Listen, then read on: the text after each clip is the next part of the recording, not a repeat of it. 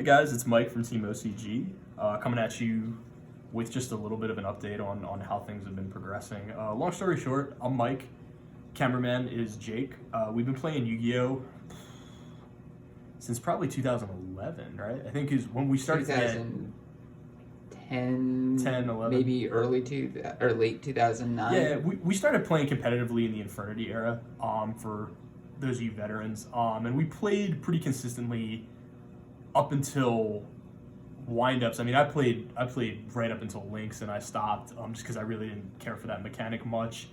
And we're a pretty local, we're a pretty local group. We like to go to our events and support our local shops. But recently, roughly around December, we got back into it, and honestly, we've been having a ball. And it's almost kind of a godsend in the sense that with the way the current climate is with the outbreak and whatnot, it kind of just gives you something to put your mind at ease and gives you something to concentrate on and focus on while this event unfolds. So we've been really lucky as far as the timing goes. But anyway, back in the day, we were big into rogue decks, and kind of decks that maybe weren't tier 1 or tier 2. I always like playing closer to tier 2, especially at locals, just because obviously your opponent doesn't know all the cards off the top of their head, which tends to help a lot in Yu-Gi-Oh! And I think it's a really underrated thing. So this is our LightSworn variant. This is something that we did, we've been doing for a number of years now.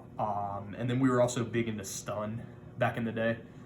So we've restarted the channel. We're going to be uploading duel videos and deck profiles and all that. So definitely make sure to subscribe and hit the bell to get notifications when they come up of new videos, and we'll keep you guys informed about what's going on. So anyway, like I said, this is our LightSworn deck, or our Twilight deck, and we are going to kind of jump right into it.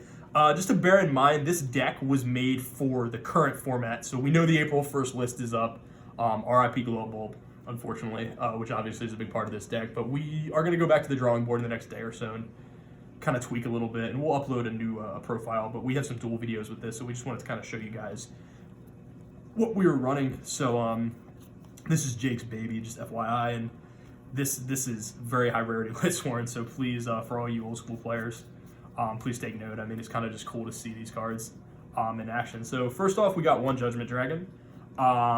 This card's insane. I wouldn't play 3 of it now because you play Safer, which allows you to essentially search and add it back to your hand. But one of it is still really good just to clear boards and to push for that damage. We also play Emperor Dragon. Even with the errata, this card is insane. Again, with Safer, these two cards combo really well. And then this also helps you go into rank 8s, like Dingirsu, kind of to protect your setup. Played 2 Legionnaire. This card is really the heart and soul of the deck. It really lets you go turn 1 to Chariot Beast relatively consistently, and then make an 8 as well. And this card is one of those cards in Yu-Gi-Oh! That can be used for offense or defense. It's great if you draw it turn 1 to help you establish a board, and then it's great if you draw it when your opponent has a board in an attempt to break the board with the other effects. So it is a very strong 2-of. I don't think, at least in my playing with the deck and Jake's experience with it, I never feel the need. What about you? Do you think you need 3? I never feel like I need 3 just because of Safer. But in any case, those are the big boys. The heart and soul of the deck, I think. Starleech Safer. For those of you guys that don't know, what this does is you can send dragons from your hand or field to the graveyard to search one of the same level, and then when it's in the graveyard, you can banish it to add a dragon back to your hand.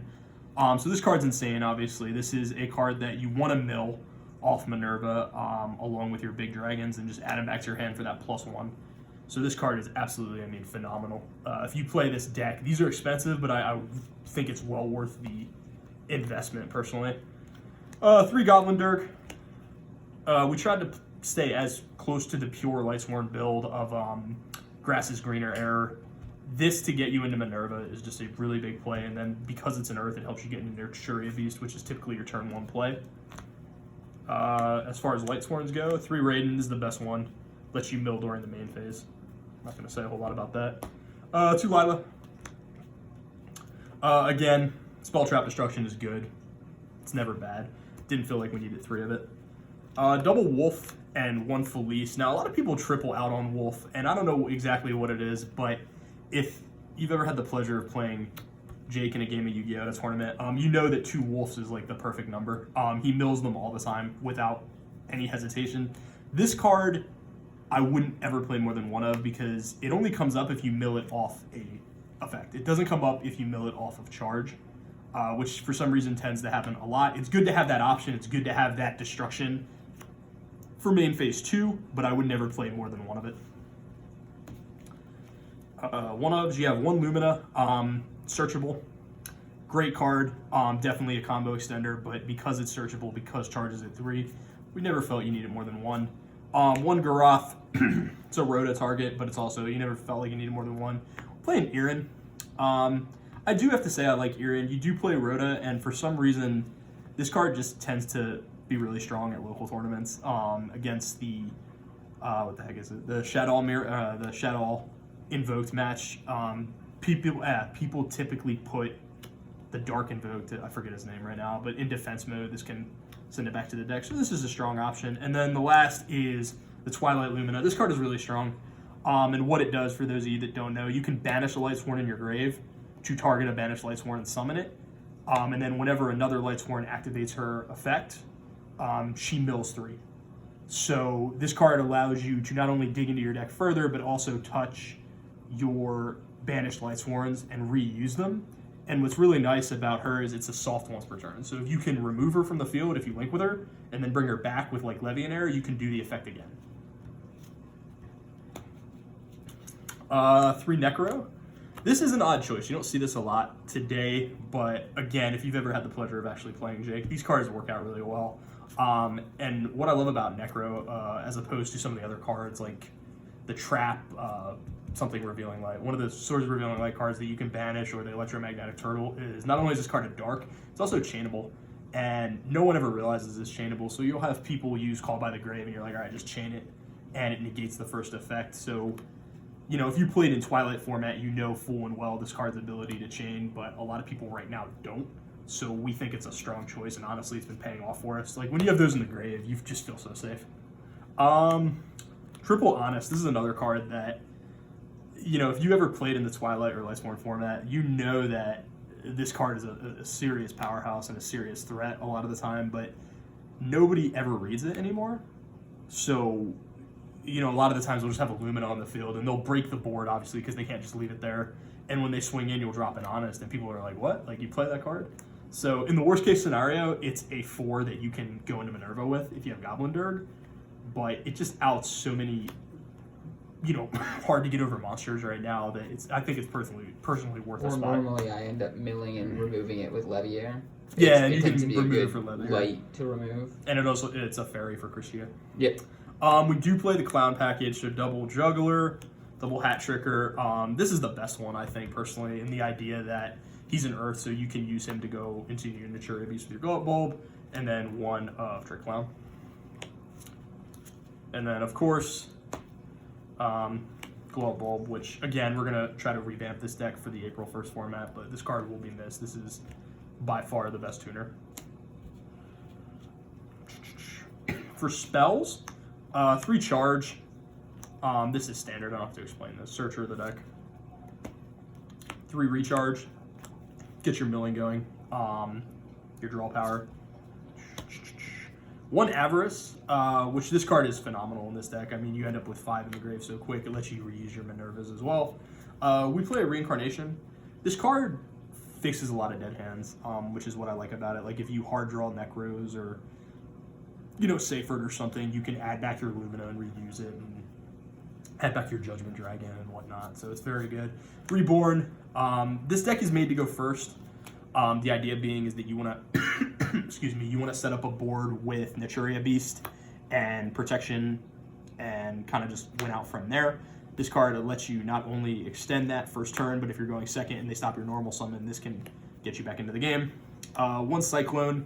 The idea with Cyclone is that we just don't want to lose game 1 to Mystic Mine. It's a necessary evil right now. Of course, you never want to draw it, but I also don't want to lose games to Mystic Mine. Last 2 cards, Foolish Burial, pretty self-explanatory. Gets you pretty much anything in the deck. And Rhoda. So I think the total is 46 cards. And honestly, Jake's had pretty good, you know, pretty good luck with it so far in tournaments. And it's been a very consistent build. So any of you LightSworn fans out there, I recommend putting it together and trying it. I think it's really a strong build if you're into kind of like old school decks. For the extra, 3 Minerva, obviously. the Miller of the deck. This is kind of like your Dante, for those of you that don't know, and it floats, lets you draw cards. 3 of her for sure. We do play Dingirsu, and the idea behind Dingirsu is it's a little bit of a win more strategy, but if you can go Naturia Beast and you end up with a Legionnaire on the field, if you have Safer to drop either the Emperor or Judgment Dragon turn 1, you can use it to make Dingirsu and just protect your setup from there from, you know, other destruction effects. So, you know, it's pretty much game if you get that Naturia Beast out. Dingirsu Emerald to recycle your stuff. That's pretty good. It's never bad. Exciton Knight. This card, again, for some reason people just forgot this card exists, but, you know, it lets you out a lot of stuff. Back row decks. Lynx, Boral Sword is excellent. Skull Dread. So right now, bear in mind, this extra deck does not have Needle Fiber in it, or whatever his TCG friendly name is. We had been testing Needle Fiber, and we'd already picked one up and whatnot, and we're getting ready to tweak it when the Banlist came out. So unfortunately, that's going to go to waste. But typically with Needle Fiber, you would get not only Beast out, but you would also make Skull turn 1, which is a huge play. The one Curious, we never felt like we needed more than one, but this sets up your Naturia Beast plays and a lot of your other plays. You can ditch anything from the deck. Unicorn, out your opponent's stuff. And then the last link is Controller. This card allows you to go into Naturia Beast. If you make Minerva, it lets you sync the Minerva and link with it, and it opens up your extra deck space for your Naturia Beast. For Synchros, you play 1 Michael. Banishing cards is still good. Obviously, Naturia Beast. Omega is really strong in this deck, especially with Necrogardener and Safer.